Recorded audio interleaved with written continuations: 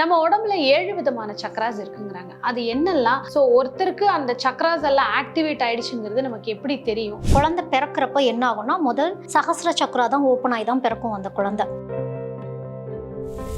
ஒரு குழந்தை பிறக்குது அப்படின்னா ராசி நட்சத்திரம் பார்த்துக்கோங்க, தெரிஞ்சுக்கோங்க, லக்னம் தெரிஞ்சுக்கோங்க. ஒரு 12 வயசு வரைக்கும் வாழ்க்கை எப்படி இருக்கும் அப்படின்னு ஜாதகம் பார்க்காம இருக்கிறது நல்லது, ரொம்ப முக்கியம்.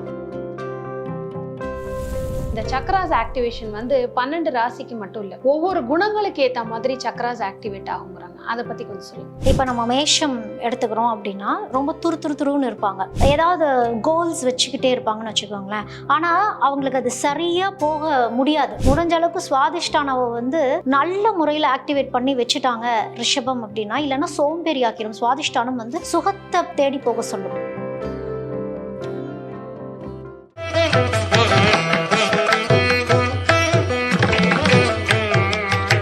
பேசு தமிழா பேசு மற்றும் திருவருள் டிவி இணைந்து முன்னெடுக்கக்கூடிய சனாதன தமிழர் சங்கமம் 2024 இந்த ஆண்டு வர நவம்பர் 24 வர ஞாயிற்றுக்கிழமை அன்னைக்கு காலை 8:44 தொடங்கி மாலை 4 மணி வரை சென்னை டி நகரில் இருக்கக்கூடிய ஹிந்தி பிரச்சார சபா சாலையில் அமைந்திருக்கக்கூடிய கிருஷ்ணசாமி திருமண மண்டபத்தில் நடக்க இருக்குது. காலை தொடங்கி மாலை வரை நடக்கக்கூடிய இந்த நிகழ்வுல உங்க எல்லோருக்குமே மதிய உணவு அங்கு ஏற்பாடு செய்யப்பட்டிருக்குது. சனாதன தர்மம் தொடர்பாக மிக ஆழமான உரைகளை நிகழ்த்துவதற்கு எண்ணற்ற பேச்சாளர்கள் வர இருக்காங்க. இது நம்மளுடைய குடும்ப விழா. நீங்க எல்லோரும் உங்க குடும்பத்தோடு கலந்துக்கணும்னு பேசு தமிழா பேசு சார்பாக அன்போடு வரவேற்கிறோம். திருவருள் டிவி நேயர்களுக்கு வணக்கம். இன்னைக்கு நம்ம கூட இணைஞ்சிருக்கிற சிறப்பு விருந்தினர் அஸ்ட்ராலஜி ரிசர்ச் பண்ணிட்டு இருக்காங்க. ஏற்கனவே பல வருஷமா ரிசர்ச் பண்ணி நிறைய ஆன்சர்ஸ் கண்டுபிடிச்சு இன்னும் நிறைய பேருக்கு அவங்க டிவைன் கனெக்டிவிட்டி எப்படி, அதே மாதிரி அவங்களுடைய ராசி லக்னம் இதெல்லாம் பார்த்து அவங்க எந்த விதத்துல இம்ப்ரூவ் பண்ணலாம் அப்படின்னு சொல்லி நிறைய விஷயங்கள் பண்ணிட்டு வராங்க. அவங்க தான் அஸ்ட்ராலஜி ரிசர்ச்சர் ஜீவிதா சுரேஷ்குமார் அவர்கள். மேம் வணக்கம். வணக்கம்.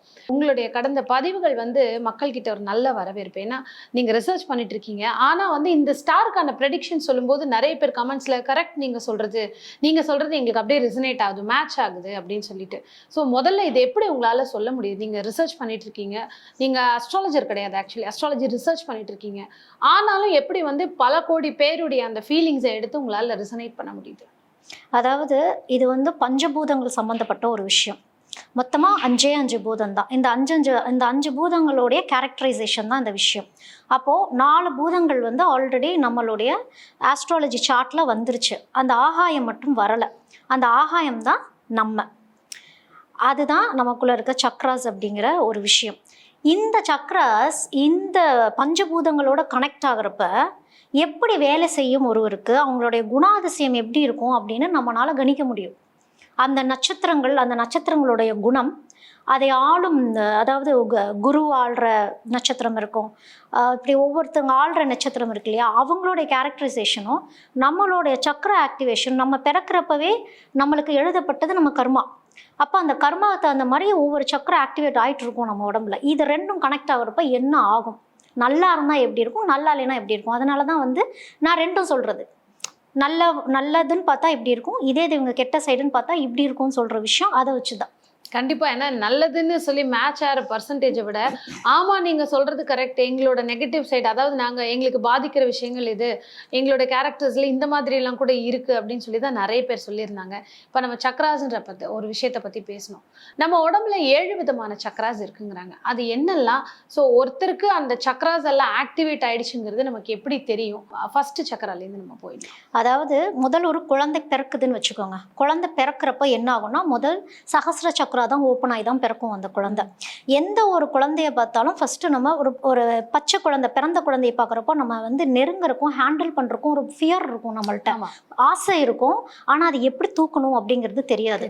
அதுதான் அந்த சகஸ்ர சக்கரம். அதாவது என்ன சொல்லுவாங்கன்னா, உச்சி இன்னும் அமரல, உச்சியை தொடாதீங்க அப்படின்னு சொல்லுவாங்க. அது ஓப்பனாக இருக்கும். அப்போது அவங்களுக்கு டிவைன் கனெக்டிவிட்டி அந்த குழந்தைங்களுக்கு நிறையா இருக்கும். நம்மளுடைய கனெக்டிவிட்டி உடனே வராது. அப்போ தான் அந்த குழந்தைங்க தூக்கத்தில் சிரிக்கிறது. ஏன்னா இந்த சகஸ்ர சக்கரத்தை தாண்டி இன்னும் 5 சக்கரங்கள் இருக்குது. ஸோ இந்த 5 சக்கரங்களோட இந்த குழந்தை கனெக்டிவிட்டியில் இருக்கும். ஒவ்வொரு லேயர்ஸ் இருக்குது, காஸ்மோஸ் வரைக்கும் இருக்குது அந்த சக்கர கனெக்டிவிட்டி. அப்போ தான் இந்த குழந்தை யார் அழுக வைக்கிறா, யார் சிரிக்க வைக்கிறா, எப்படி இந்த குழந்தை சிரிக்குதுன்னா அதை அது இன்னொரு ஆஸ்ட்ரல் வேர்ல்டோட கனெக்டிவிட்டியில் அந்த குழந்தை இருக்கும். அதுக்கப்புறம் அந்த குழந்தைக்கு நம்மளை தெரிய வரப்ப, கொஞ்சம் கொஞ்சம் பார்க்க வரப்ப ஆக்ஞா சக்கரக்கு வரும், புருவ மத்திக்கு வரும். இந்த புருவ மத்திக்கு வரப்போ கிராஸ் பண்ணும் அந்த குழந்தை. அதுக்கப்புறம் அந்த சக்கரம் இறங்கும், விஷுதி சக்கரம் பேசும். நம்ம பேச சொல்லுவோம் அந்த குழந்தைய, அம்மா சொல்லு அப்பா சொல்லுன்னு பேச வரப்போ அது எப்படி உச்சரிக்குது, பேச்சு நல்லா இருக்கா அப்படிங்கிறது. அதுக்கப்புறம் வர்றது அநாகத சக்கரம், கீழே அப்படியே இறங்கும். அப்படியே இறங்குறப்போ பாசம், அன்பு, அம்மா மேலே பாசமா அப்பா மேலே பாசமா, அந்த குழந்தை பருவத்திலேயே இது எல்லாமே நம்ம செக் பண்ணிட்டு இருப்போம். ஒரு மந்த்ஸ் பேபி 1 வயசு ஆகிறதுக்குள்ள இதெல்லாம் செக் பண்ணிட்டு இருப்போம். அதுக்கப்புறம் வர்றது மணிப்பூரக சக்கரம்.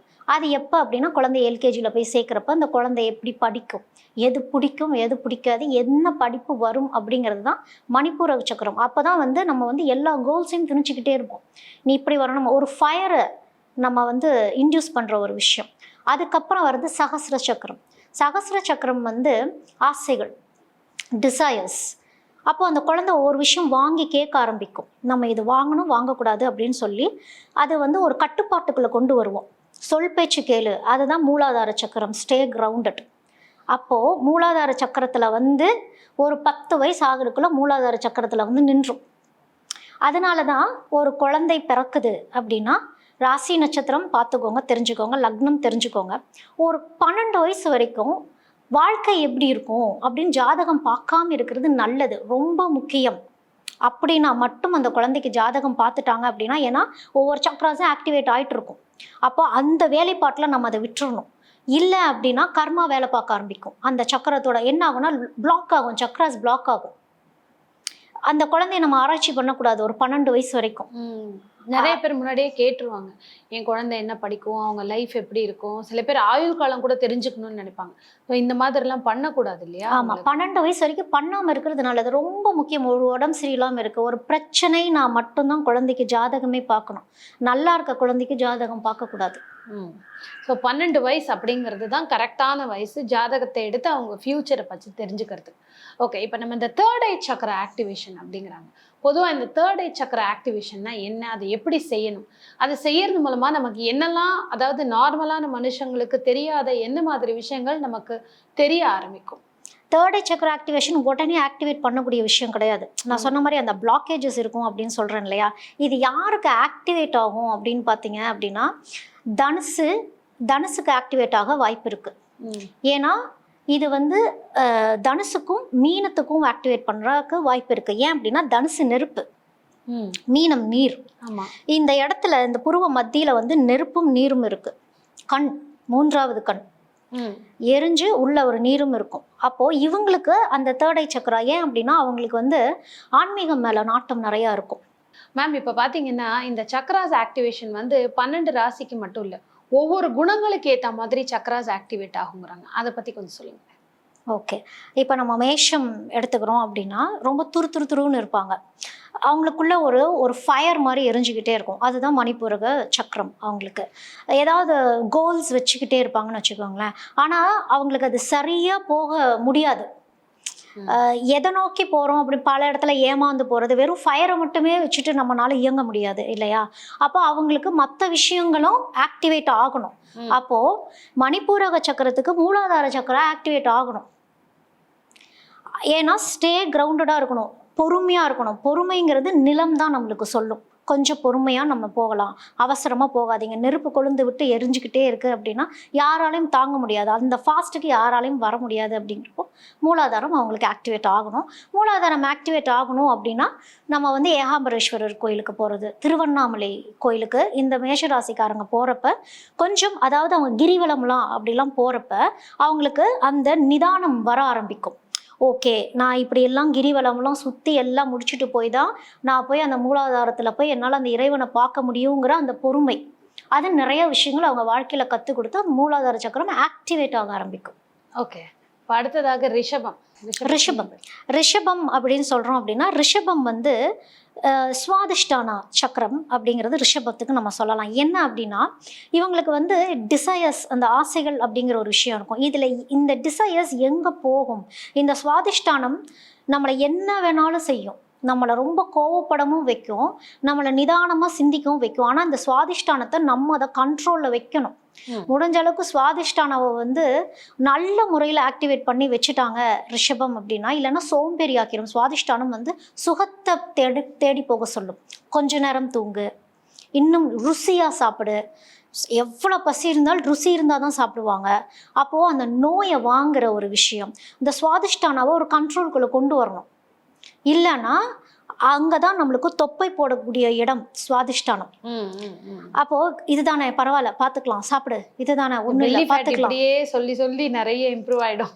அதுதான் அந்த சுவாதிஷ்டானம் பண்ணுறது. அப்போது அதை கண்ட்ரோல் பண்ணி வைக்கிறவங்க பார்த்தீங்கன்னா ஃபிட்டாக இருப்பாங்க. ரிஷபத்தில். சரி, அடுத்ததாக மிதுனம். இவங்களுக்கு என்ன சக்கரம் ஆக்டிவேட்டாக இருக்கும்? மிதுனத்துக்கு பார்த்தீங்க அப்படின்னா அநாகத சக்கரம் ஆக்டிவேஷனில் இருக்கும். அது எப்படி இருக்கும்னா எல்லாமே மனசு விட்டு பேசக்கூடியதா,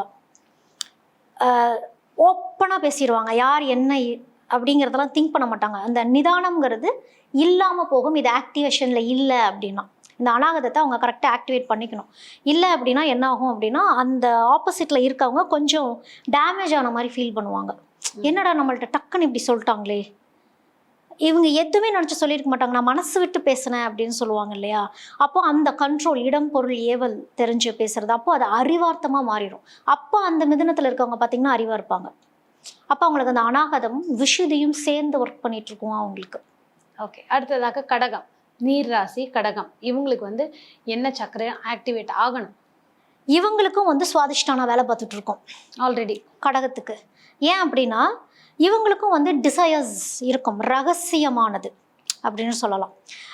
இப்போ மூலாதாரம், சுவாதிஷ்டானம், மணிப்பூரகம், அநாகதம் அப்படின்றக்கப்போ இவங்களுக்கு என்ன அப்படின்னா அநாகதமும் சுவாதிஷ்டானமும் ஒர்க் பண்ணுதுன்னு வச்சுக்கோங்க.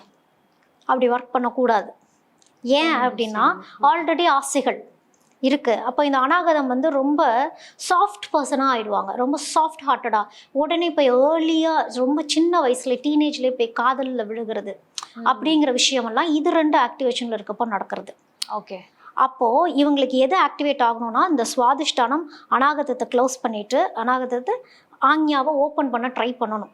அதுக்கு என்ன பண்ணணும்? அவங்க ஆராயணும், நிறைய விஷயங்களை ஆராயணும். அதாவது ஒரு இந்த சுவாதிஷ்டானம் என்ன பண்ணணும்னா முதல் ஆசைக்கு அடங்கு அப்படிங்கிற ஒரு விஷயத்த பண்ணுறப்போ நெருப்பு அதை அடக்கணும்.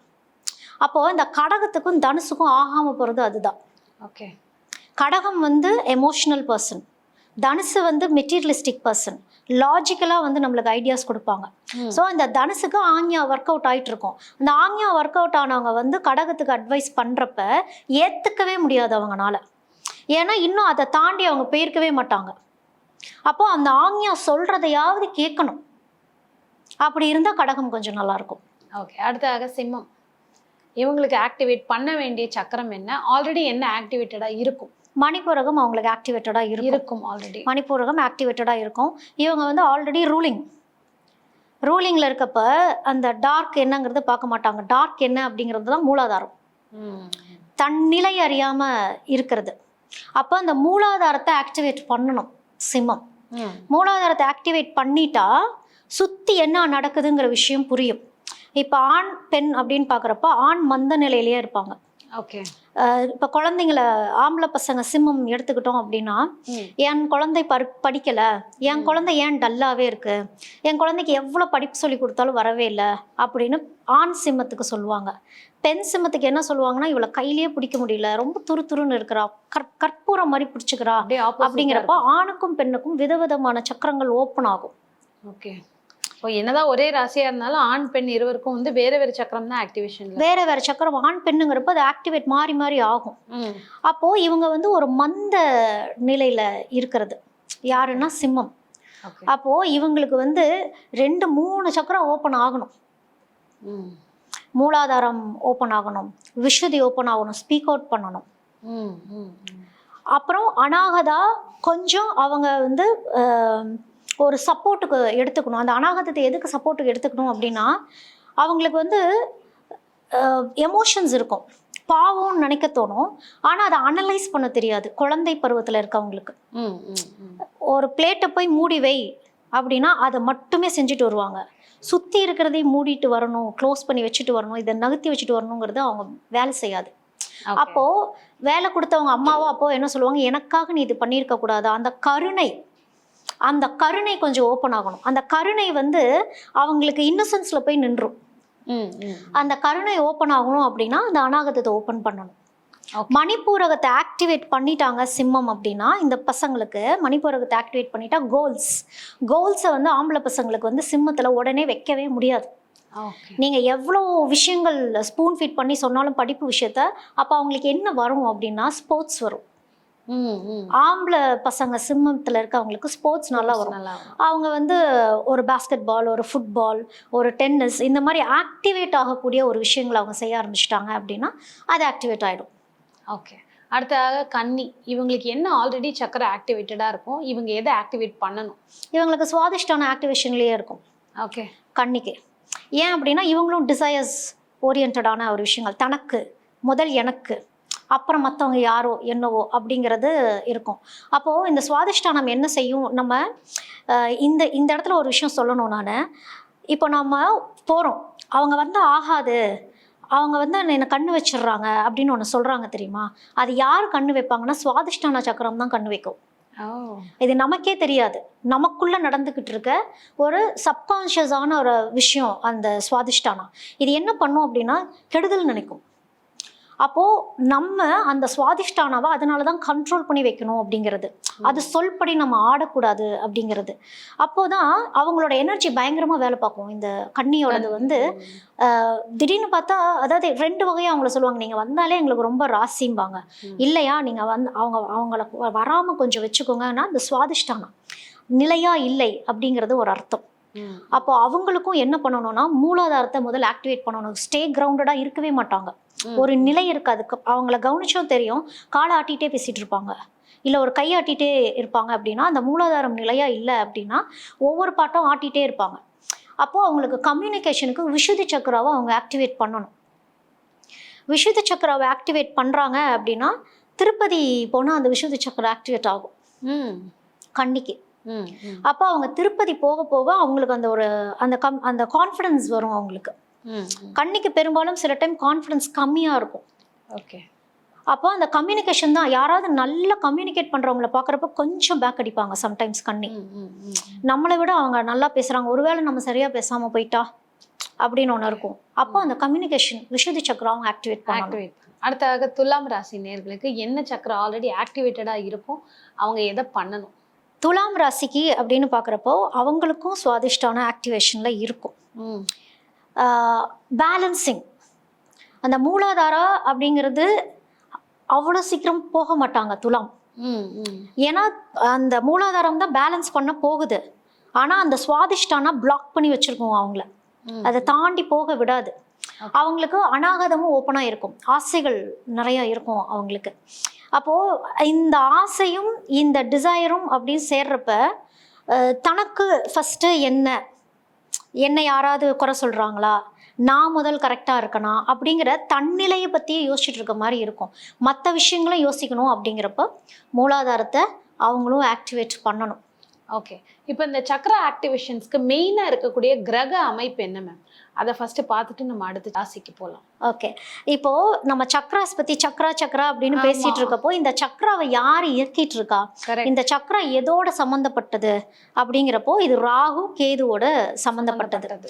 எப்படின்னு பார்க்குறப்போ மேஷம் அஸ்வினி நட்சத்திரம் அப்படின்னா கேதுல இருந்து தான் எல்லாமே ஆரம்பிக்கும். கேது அப்படிங்கிறது ஒரு விதியை சொல்லக்கூடிய ஒரு விஷயம், அதாவது முடிவு. அது கேதுங்கிறது ஒரு முடிவு, அந்த முடிவுலேருந்து தான் ஆரம்பம். அப்போது இந்த ராகு கேது என்னென்ன கட்டத்தில் பிளேஸ் ஆகிருக்குங்கிறத வச்சு என்னென்ன சக்ராஸ் அவங்களுக்கு ஆக்டிவேட் ஆகாமல் ஆயிட்டுருக்குன்னு நம்மளால சொல்ல முடியும். ஏன்னா ஒவ்வொரு கிரகங்களும் ஒவ்வொரு சக்ராவை பிளாக் பண்ணியே வச்சுருக்கும். ஓகே. அந்த பவர்ஃபுல், இப்போ ஒரு கட்டத்தில் வந்து 4 கிரகங்கள் 3 கிரகங்கள்லாம் சேர்ந்துருக்கும். அப்போது அதோடைய டிகிரிஸ் வச்சு நம்ம சொல்லுவோம், இந்த டிகிரியில் இது பக்கத்தில் இருக்குன்னா இது ஆக்டிவேஷனில் இருக்குது, ஆனால் இது ஆக்டிவேட் ஆனால் நல்லா இருக்கும். அப்படிங்கிறப்போ விதியை நம்மளால் மாற்ற முடியும். அப்படின்னா இந்த சக்கர ஆக்டிவேஷன்ஸ் வச்சு நம்மளால் அதை செய்ய முடியும். அப்போது திருச்செந்தூர் முருகர் கோயிலுக்கு போனால் அது நடக்கும், பழனி முருகர் கோயிலுக்கு போனால் அது நடக்கும். இந்த மாதிரி ஆக்டிவேஷன்ஸ் இந்த பழனி முருகர் கோயிலுக்கு ரிஷபராசிக்காரங்கள் போனால் இன்னும் நல்லா இருக்கும். ஏன்னா அவங்களுக்கு வந்து நோய் தாக்கங்கள் ரிஷபத்துக்கு வரும். அப்போது இந்த பழனி முருகர் அங்கே இருக்கக்கூடிய ஒரு சித்தர் அப்படி பிடிக்கிறப்போ அவங்களுக்கு அந்த வழி கரெக்டாக போயிட்டு இருக்கும். ஓகே. அடுத்ததாக பார்த்தீங்கன்னா விருச்சிக ராசி, இவங்களுக்கு ஏற்கனவே என்ன சக்கரம் ஆக்டிவேட்டட்ல இருக்கும், இவங்க எதை பண்ணணும்? விருச்சிக ராசிக்கு பார்த்தீங்கன்னா மூலாதாரம், சுவாதிஷ்டானம், மணிப்பூரகம், அநாகதம், விஷுதி, இது எல்லாமே டிஸ்அலைன்மெண்ட்டில் இருக்கும், ஓப்பனாக இருக்கும். ஆனால் அலைன்மெண்ட்டில் இருக்காது. அதை எப்படி தெரிஞ்சுக்கிறது? அவங்களுடைய நடவடிக்கையிலேயே நம்மளுக்கு தெரியும். அவங்கள்ட்ட எல்லாமே வரும் அவங்களுக்கு. அதாவது எல்லா நல்லதும் அவங்கள்ட்ட வரும். பிக் பண்ண தெரியாது. எனக்கு இது வேணும் இது வேணான்னு பிக் பண்ண தெரியாது. அவசரம், எல்லாமே ஒரு அவசரகதி. நிலையாக ஒரு நடுநிலையாக நின்று ஒரு முடிவு எடுக்கிறதுல ஒரு திணறுவாங்க. எல்லாம் இருந்தும் இல்லாத நிலை அப்படிங்கிறது அவங்களுக்கு. அப்போது அவங்களுக்கு எல்லாமே ஆக்டிவேட் ஆகணும். அவங்களுக்கு வந்து ஒரு சகஸ்ரம்லாம் ஓப்பன் ஆகிறதே கஷ்டம். ஆமாம். ஏன்னா உங்களுக்கு அந்த மூலாதாரமே வந்து நிலையில் இருக்காது, ஒரு மாதிரி வேவ்லேயே இருக்கும். அப்படின்னா விருச்சகத்துக்கு அந்த வேவ்ல இருக்கும். ஆனால் அங்கேயும் கடவுள் வச்சிருக்க ஒரு சூட்சமான விஷயம் என்ன அப்படின்னா, இந்த விருச்சக லக்னத்துக்காரங்களுக்கு தான் எல்லா அமானுஷ்யமும் வந்து சேரும். அவங்கள வந்து இந்த சக்கரங்கள் இழுத்துட்டு போகும், நிலையா நிறுத்தும். பயங்கிறது இருக்காது விருச்சகத்துக்கு. அந்த வாயால தான் சொல்லுவாங்க எனக்கு பயம் அப்படின்னு. ஆனால் நிஜமா பார்த்தா அவங்களுக்கு பயங்கிறதே ஒன்று இருக்காது. அந்த பயங்கிறத ஒன்று தூக்கி போட்டுட்டாங்க அப்படின்னா பயம் இல்லை ஃபர்ஸ்ட். அந்த பயம் இல்லாதப்போ அப்போ இவங்க கண்ட்ரோல் பண்ணிட்டு இருப்பாங்க. எதையும் கண்ட்ரோல்னா எப்படி, நான் கரெக்டாக கண்ட்ரோல் பண்ண மாட்டாங்க, ஏனோ தானோன்னு இருக்கும். அப்போது இது நிலைப்படுத்திட்டாங்கன்னு வச்சுக்கோங்க, விருச்சகம் ரொம்ப சைலண்ட் ஆகிடுவாங்க. சைலண்ட் ஆகி அந்த தேடல் என்ன ஆகும்னா, விருச்சகத்துக்கு ஒரு அமைப்பு குண்டலினியும் ஓப்பன் ஆகிடும் அவங்களுக்கு, அந்த விருச்சக லக்னக்காரங்களுக்கு. ஸோ இந்த குண்டலின்னு சொல்லப்படுறது, குண்டலினி சொல்லப்படுறது தான் வந்து இறுதியான சக்கரம். இறுதியானது. அது வந்து எல்லாத்துக்குமே ஆக்டிவேட் ஆகுமா அப்படின்னு சொல்ல முடியாது. இது ஒரு தேடல், இது ஒரு ஆன்மீக தேடல். இப்போ யோகா பண்றவங்க முயற்சி பண்ணிட்டே இருப்பாங்க அந்த குண்டலினி ஆக்டிவேட் பண்றதுக்கு. அப்போ எல்லா சக்ராஸையும் ஓப்பன் பண்றதுக்கு ஒவ்வொரு பிரீதிங்ல, அதாவது லம், வம், ரம், யம், ஹம், ஓம், ஔம் அப்படிங்கிற இந்த சவுண்ட்ஸை ஃபர்ஸ்ட் நம்ம ஆக்டிவேட் பண்ணணும். அப்போ அந்த ஓமை நம்ம எவ்வளோ தூரம் சொல்கிறோம், அந்த ஓமை ஒழுங்காக சொன்னாதான் அதுதான் ஆக்ஞா. பூர்வ மத்தியில் இருக்கிற அந்த ஓம் தான் ஆக்ஞா. ஆமாம். அப்போது இந்த விருச்சகத்தை பிடிச்சி உட்கார வச்சு ஓம் சொல்ல வைக்கணும் அப்படின்னா அவங்க நிறைய விஷயங்கள், அதாவது சோகமான விஷயங்களை சந்திச்சுட்டு வந்தால் மட்டும்தான் அமைதியாகவே அவங்க ஒரு இடத்துல உட்காருவாங்க. அதனாலேயே விதி அவங்களுக்கு சில சோகங்களை வாழ்க்கையில் கொடுக்கும். அப்போ தான் நான் யாருங்கிறதே யோசிப்பாங்க. அது வரைக்கும் நான் யார் தெரியுமாங்கிற மாதிரியே இருப்பாங்க. Okay okay. ஸோ அந்த மோட்லேருந்து இந்த மோடு வரணும் அப்படின்னா இந்த சக்கர ஆக்டிவேஷன் அவங்க பண்ணியா? ஆமாம். சரி, அடுத்ததாக தனுசு. இவங்களுக்கு என்ன ஆல்ரெடி ஆக்டிவேட்டடாக இருக்கும், என்ன பண்ணணும்? தனுசுக்கு மணிப்பூரகம் ஆக்டிவேட்டடாக இருக்கும், கோல்ஸ் ஓரியன்ட். ஒரு நெருப்பு மாதிரி அவங்களுக்கு அது எரிஞ்சுக்கிட்டே இருக்கும். அப்போது மெட்டீரியலிஸ்டிக்காக இருக்கக்கூடிய ஒரு விஷயத்த வந்து தனுசுக்கு கொடுத்துரும். வேலைகளை நோக்கி ஓடுறது, வேலை தான் முக்கியம், எல்லாமே லாஜிக்கல் திங்கிங். ஒரு மனசார அநாகதம்ங்கிறது அவங்களுக்கு ஓப்பன் ஆகணும். அந்த அநாகத சக்கரத்தை வந்து கண்டுக்கவே மாட்டாங்க. அடுத்தடுத்த சக்கராவையெல்லாம் ஆக்டிவேட் பண்ணிடுவாங்க. விஷுதி சக்கரம்லாம் பயங்கரமாக வேலை பார்த்துட்டு இருக்கோம் தனுசுக்கு. பேச்சு, நாலேஜ், கம்யூனிகேஷன் ஸ்கில் செமையாக இருக்கும். ஆனால் ஜம்ப் பண்ணி போகிறது, அது அந்த நெருப்பு தாண்டி ஜம்ப் பண்ணி போகிறது. அந்த அநாகதத்தை கொஞ்சம் ஆக்டிவேட் பண்ணுறாங்கன்னா ஃபேமிலி லைஃப் அவங்களுக்கு நல்லாயிருக்கும். ஆனால் அவங்க அதை ஆக்டிவேட் பண்ணாமல் என்ன ஆகும்னா, அந்த ஃபேமிலி லைஃப்லேருந்து எப்படி வெளியே போவாங்கன்னா, இந்த ஃபேமிலி வந்து அவங்கள ஏதாவது ஒன்று சொல்லிகிட்டே இருப்பாங்க.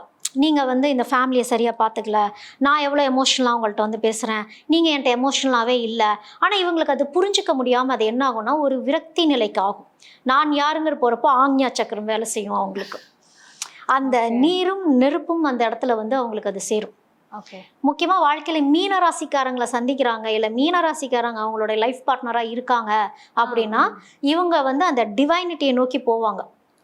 அந்த அப்போதான் வந்து அந்த பூர்வ மத்தியில் இருக்க ஆக்ஞா சக்கரம் ஓப்பன் ஆயிடுச்சுன்னா, இந்த டிவைன்குள்ள தனுசு போயிடுச்சுன்னா நிறைய வகையான அமானுஷ்யங்களையும் சித்தர்களையே சந்திக்கக்கூடிய வாய்ப்பு வந்து தனுசுக்கு கிடைக்கும்.